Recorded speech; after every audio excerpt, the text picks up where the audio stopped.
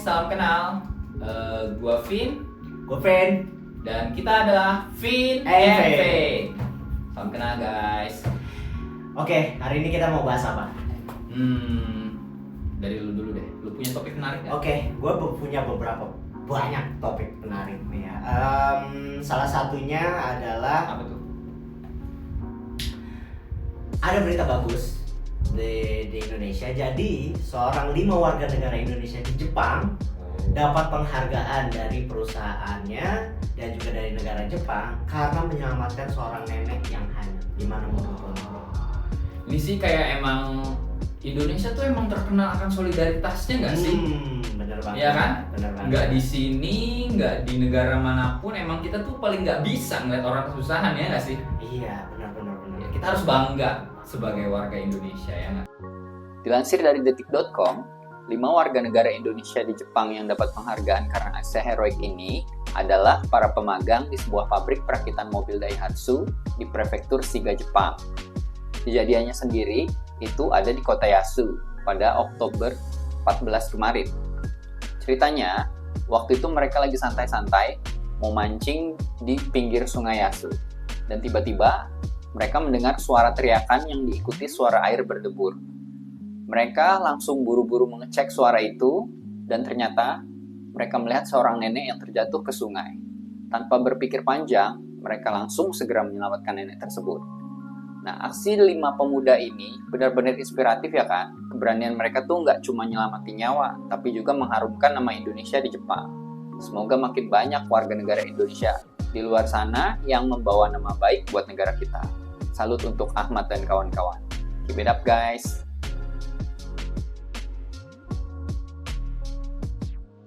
Lanjutin nih dengan kebanggaan kita nih. Tapi kenapa sih banyak, kita kan udah zamannya milenial, Gen Z seperti itu ya. Kenapa sih Gen Z sendiri susah diajak kerja nih bro? Kalau kerja di Jepang ya, tapi Gen Z sendiri kenapa sih susah diajak kerja? Kalau dari perspektif gue sendiri ya, ini seperti kita nggak bisa pukul rata kan ya? Iya, nggak bisa pukul rata karena beberapa orang ada yang rajin juga. Iya. Banyak kok Gen Z yang udah sukses Ya, gitu. betul, yang mereka udah bahkan ada yang udah mantap berwira swasta, Benar. ya kan? Ada yang jadi konten kreator sekarang tuh banyak loh anak-anak. Oh, justru kayaknya banyak kan konten kreator Gen Z daripada kaum milenial. Nah, kayak kita, ya kan? Benar, Tapi benar. kenapa susah diajak kerja itu, bro?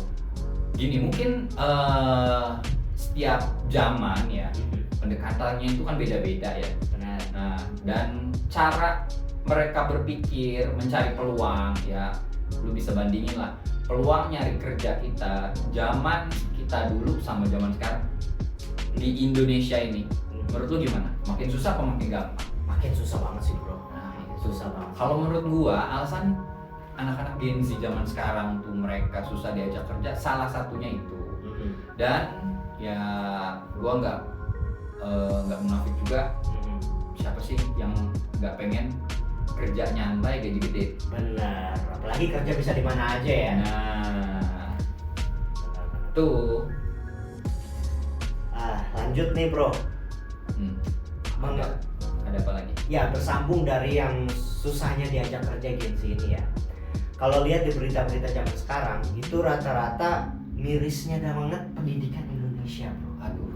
Kayak banyak video-video di berseliweran di sosial media kayak berhitung yang 10 bagi 5 aja nggak tahu. Aduh. Yang membaca yang baru-baru kemarin yang masih viral, ditanya ibu kota di Eropa, jawabannya Garut, bro.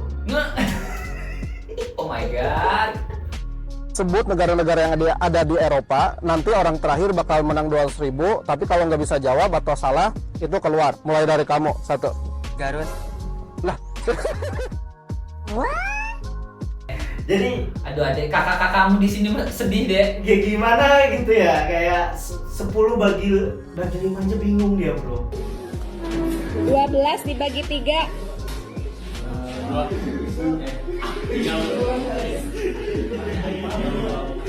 Kalau udah jawab boleh minggir aja langsung ya, kayak Hanif tadi. 24 dibagi 3. 3. 16 dibagi 4. Terus lo gimana nih pendidikan di Indonesia ini gimana? Nggak perlu satu kata sih emang. Gue setuju sama lu. Miris. Miris ya. Miris bener. Tapi lo ada saran nggak atau ide gitu biar improve gitu? Improve ya. Jadi gua tuh lebih suka kayak zaman dulu kita diajarin nggak sih kayak di sekolah. Gua bukan takut ya sama guru tapi segen gitu loh. Kayak ilmu tuh jadi nyerap ya nggak sih? Tapi kalau terlalu galak, guru juga diaduin sekarang sama anak-anak. Nah itu dia masalahnya. Dan kalau menurut gue ya, bayarannya juga nggak worth it bro. Aduh. Kadang miris ya, gimana 1 bulan ada video yang viral itu seorang guru perempuan, gue lupa dia ngajar apa. Cuma pas itu terima gajian 200.000. Pak, dengan gaji beraneka ragam di tempat saya itu Pak, dari 50, 100, bahkan saya Pak buat ganti ban aja Pak. Aduh, gimana? Ya gaji berapa ratus ribu Pak, tolonglah. Kayaknya dua harinya cukup, kayak nggak cukup 2 hari aja juga. Kita beli minuman teh boba aja kayaknya udah habis ya. Yang extra large ya. Pakai ini grass jelly. Haus gue jadi haus ya. Oke, ya itulah banyak yang harus diimprove di dunia pendidikan kita. Iya.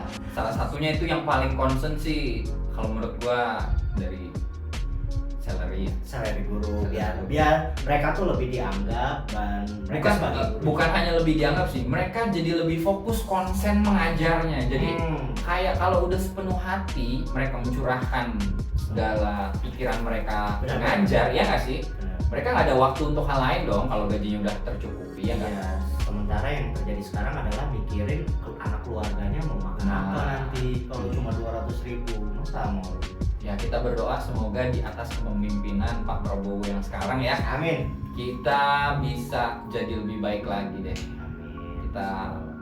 We have a big hope Iya, to our karena new president. kalau kita tengok sedikit ke politik ya bro ya, beberapa belakangan ini Pak Prabowo ini udah nangkep beberapa banyak bahkan ya para koruptor segala macem di berita-berita. Dan yang gua kalau nggak salah lihat ya kemarin itu ada info bahwa dari Komdiji, lu tahu nggak judul tuh? Dan ternyata, aduh, yang bikin gua kaget banget adalah ada oknum di Komdiji itu yang ternyata dia bukannya ngeblok situs judi online, malah dia ngejagain situs itu biar nggak diblok. Ini polisinya malah ngelancarin Itu bisnis tersebut. itu artinya the best bro, the Oh. best. Ini astaga Pak Tolonglah Pak. tolonglah Pak. Gue tahu Pak kita butuh duit ya tapi nggak gitu-gitu amat sih Pak. Iya Pak, kita tahu Anda butuh duit Pak, kita juga butuh duit tapi nggak gitu-gitu juga loh. Ada banyak cara lain loh Pak. Ya ini jadi PR besar buat Bu Menteri yang sekarang ya. Oh iya benar, Bu Menteri yang sekarang udah diganti kan ya. Iya. Bahkan namanya pun bukan Kominfo lagi, udah Komdiji. Komdiji. Ya semoga Ya. dengan ganti nama itu Amin. bisa bawa pembaharuan yang lebih baik lagi untuk Amin. Indonesia ya. Amin. Oke. Lu punya bahasan apa lagi bro? Lanjut ya soal ini. Nah, menyambung ke pemerintahan Prabowo nih. Ada juga presiden baru nih. Hah? Di Amerika nih, Oh, Trump. Jadi dia gua menang inget lagi tuh. nih. Oh my god, Trump menang lagi? Menang lagi bro. Lawan Jadi- Miss Kamala? Ya, jadi menurut lo nih kalau Trump menang nih, efeknya apa nih bro ke Indonesia? Menurut lo untung apa buntung? Aduh, kalau ngeliat dari sepak terjang yang lalu aja sih, aduh kayaknya banyak bakal minusnya nih. Waduh, tapi selain minusnya, tapi Prabowo ini kan auranya udah tegas tuh ya Pak. Iya. Prabowo tuh ya. Pak Bowo. Pak Bowo. Pak Bowo. Jadi kalau beberapa narasumber bilang Yes. rata-rata malah positif bro. Kenapa? Karena kita lebih mudah pembelian senjata api ke Amerika. Itu yang pertama. Karena partainya Republik katanya. Oke. Gue juga belum begitu paham soal perbedaan Republik sama Demokrat ya. Iya. Tapi so far sih katanya kalau Republik lebih mudah beli senjatanya. Nah, udah gitu Amerika kan lagi jaga jarak nih sama Cina. Nah,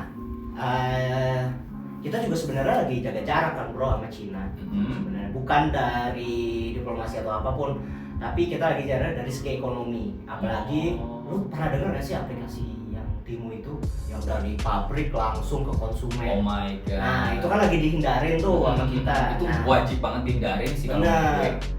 Nah, itu juga kita satu visi kan dalam hal itu sama Yes. Amerika. Dan untungnya di situ. Dan juga katanya sih Indonesia juga mau memberlakukan tarif kenaikan impor yang dari produk-produk Cina. Itu Kayak bagus Amerika. ya. Jadi kita nggak terlalu bergantung sama impor ya nggak sih? Benar. Kasihan Jadi kan membantu para- UMKM Indonesia. Betul.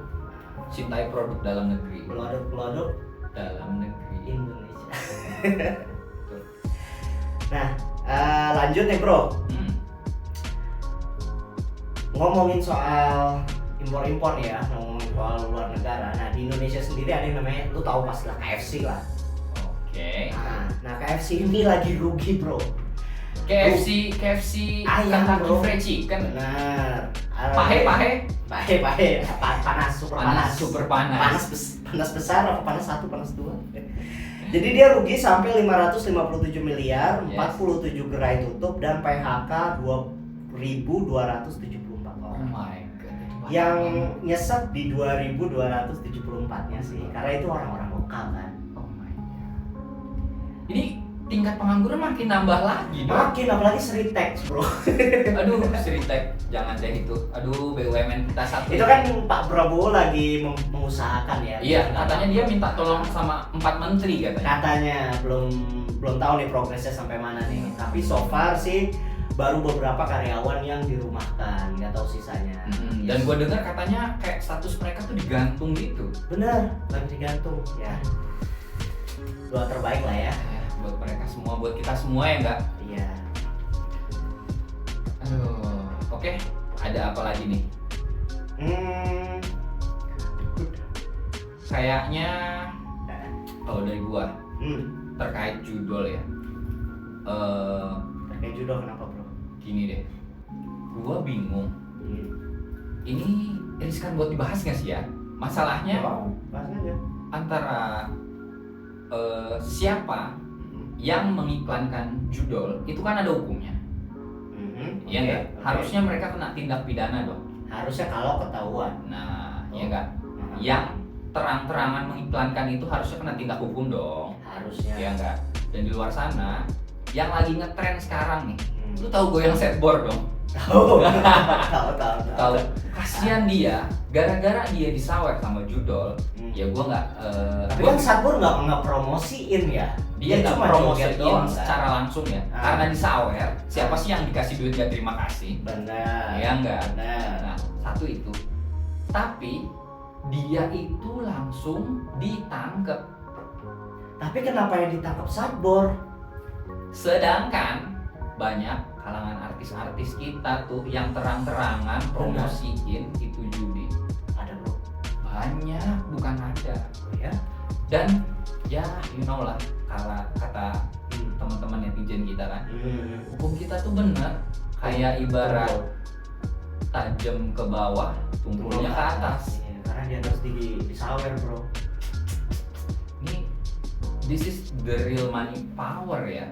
Ya susah sih kalau udah ngomongin duit ya. Aduh. Dari lu sendiri ada tanggapan gak bro?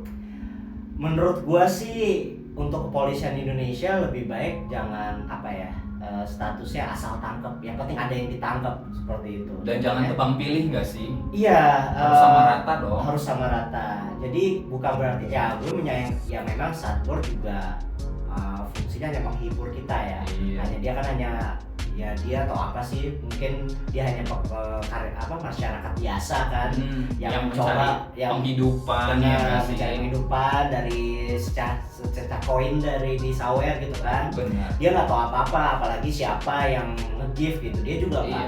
Kalau gue lihat kita mana bisa ngendaliin siapa yang nge-give, kan kita nggak tahu ya.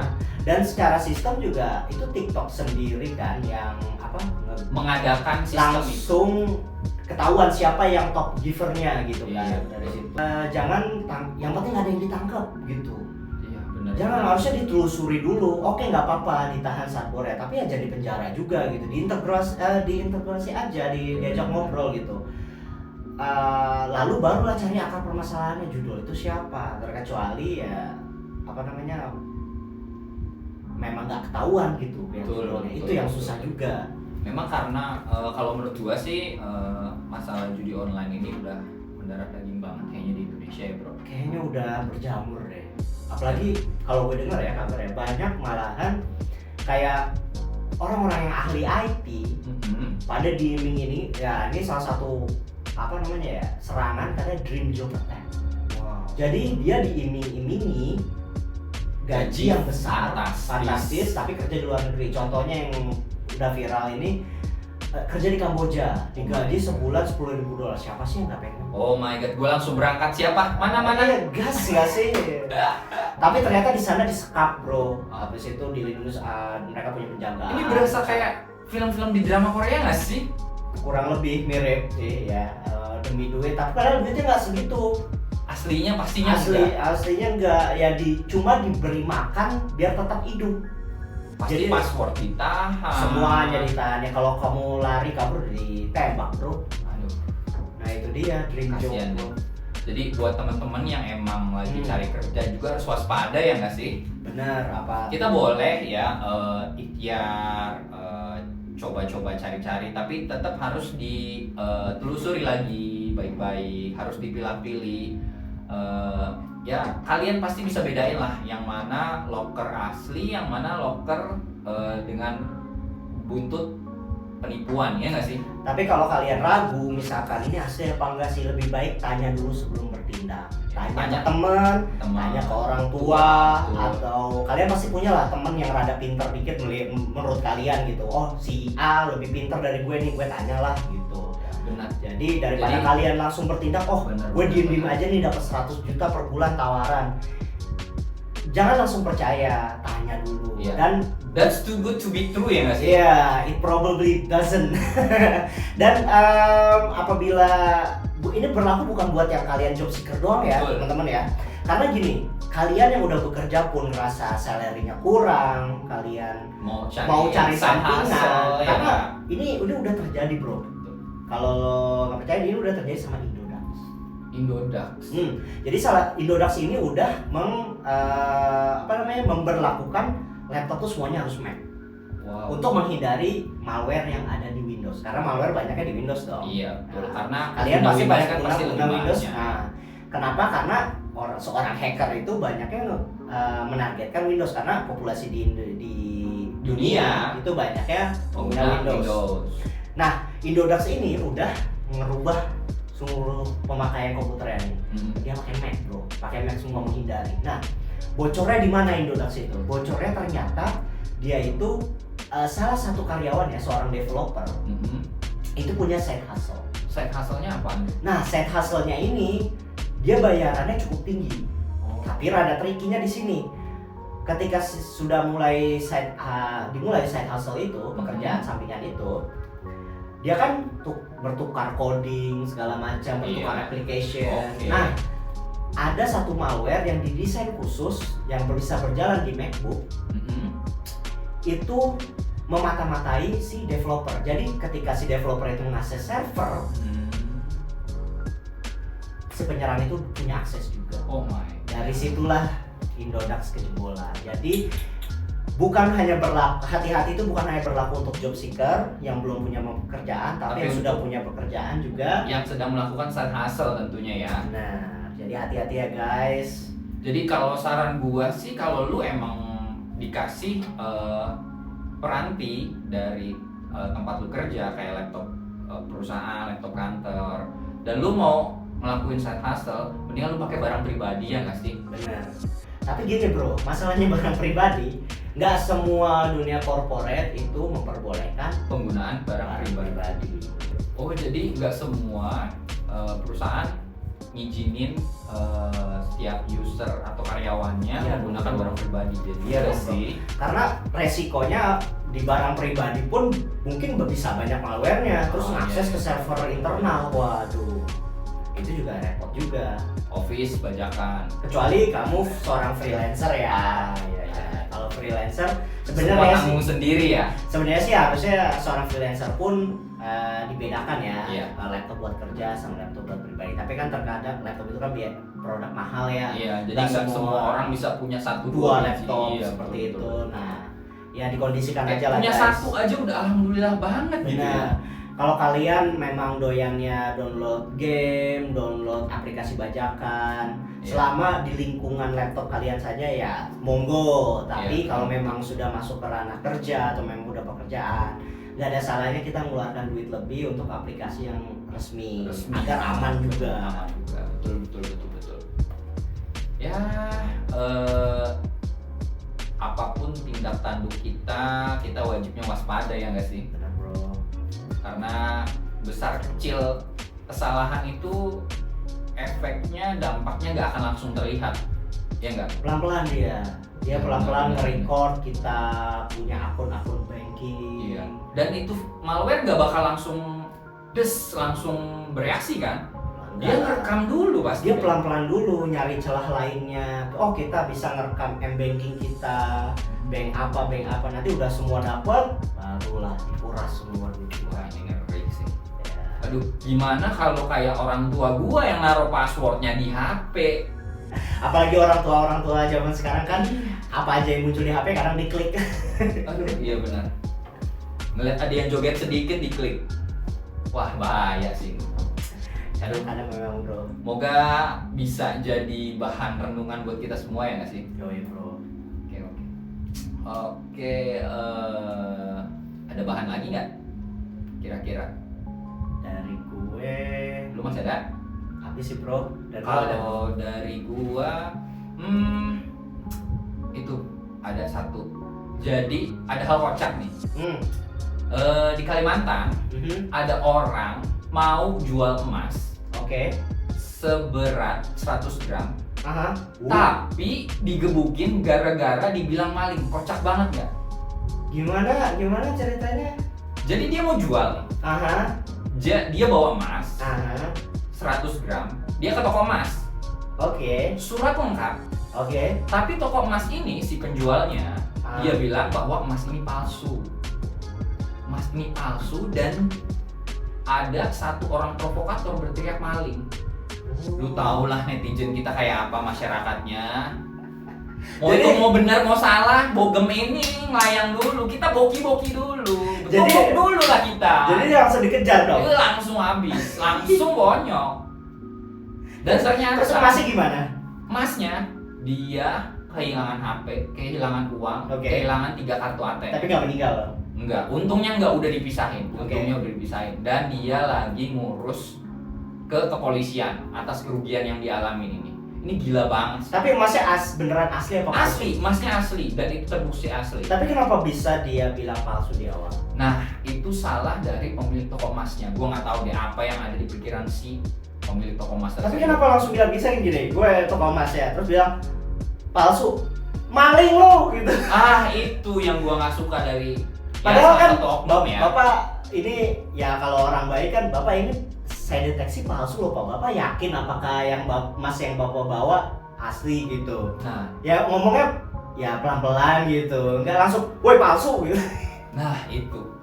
Dan gue kayaknya dari penafsiran gue ya, ini si penjaga tokonya nggak ngedeteksi dulu, tapi langsung main bilang palsu. Karena apa? Karena si bapak ini dia stylenya tuh biasa aja. Bukan kayak orang nggak punya emas. Nah, 100 gram ya. kayak mungkin di tampang dia tuh nih orang nggak bakal nih punya emas, bisa punya emas 100 gram. Jadi dia Apa nggak mempengaruhi ya? bener banget bro. Lu hati-hati deh nantinya. Jadi kalau lo jelek tuh sengsara banget di Indonesia. Astaga, memang pengaruh banget ya. Ini gila sih. Jadi lo sakit sih itu, bro. Sakit bener. Sakit sih itu. Dan kebiasaan buruknya warga negara kita tuh hobi main hakim sendiri emang. Yang penting gas. Yang penting tancap dulu, tonjok. Masalah bener apa enggak nanti. Masalah benar apa enggak belakangan. Iya. Yang penting ini tangan nyampe ke pipi orang dulu kayaknya. Aduh itu parah banget sih. Yang nggak masuk di akal tuh provokator sih, bro. Ah itu. Kayak provokatornya tuh orang yang sebelahnya ngedengerin atau orang yang jualnya apa gimana sih? Itu gua belum baca detail banget sih. Tapi yang jelas provokatornya ini yang harus dicari emang. Iya. Dan masyarakat kita tuh kayaknya udah harus mulai milah-milah gak sih, mawas diri dulu. Nggak main gerak tanpa tahu oh itu apa sih. Kita Kalian harus pakai topeng kali ya.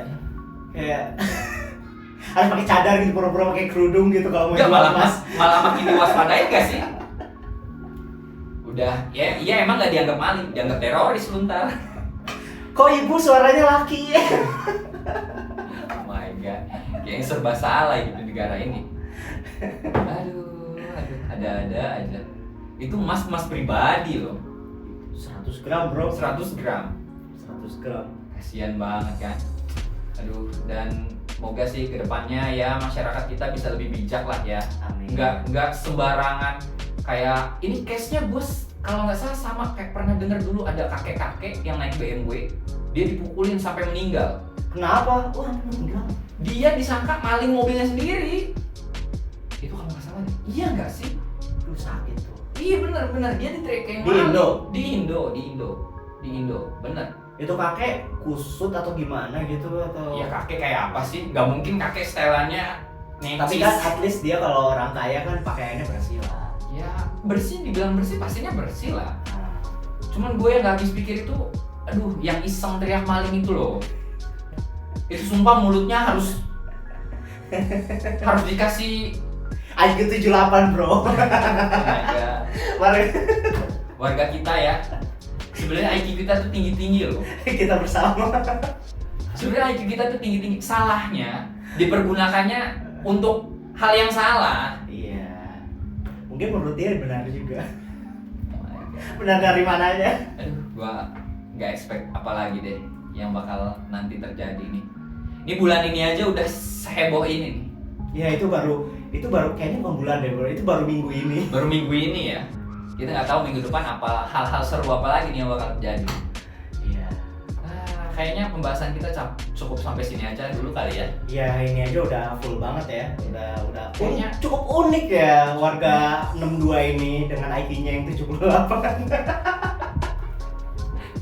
Aduh, oh my god. Ya, gue yakin nggak semua lah orang Indonesia seperti itu. Pasti. Banyak yang berpendidikan, banyak yang berprestasi. Tapi tolonglah, sisanya jangan begitu. Kita ngeri semua. Kita keluar rumah aja serem nih. Bener. Gue jadi ngeri mau jual apa-apa nih. Iya. Yakin maling nggak nih? Kita mau lepas standar motornya. Yakin maling nggak nih? Ya. Salah masukin kunci, lupa Iya. maling nih. Salah mencet tombol, mobil lain yang bunyi dikira maling. Aduh. Oke guys, untuk sekarang Podcast pertama kita nih. ini podcast pertama kita. Kayaknya kita cukupin sampai sini Sampai dulu. sini. Kalau Kalau lo ada komen atau saran atau Silakan. kritik-kritik pedas-pedas, silakan masukkan ke komen. kolom komentar di bawah. Ya. Ya, kalau suka videonya silakan like dan subscribe. Kalau nggak suka ya silakan dislike. Tapi jangan cuma dislike. Lu harus kasih tahu sanggahan lu kenapa nggak suka video kita. Biar channel kita makin maju ya nggak sih? Oh iya bro. Ya. Oke, gua Fen. Gua Vin. Bye-bye. Bye.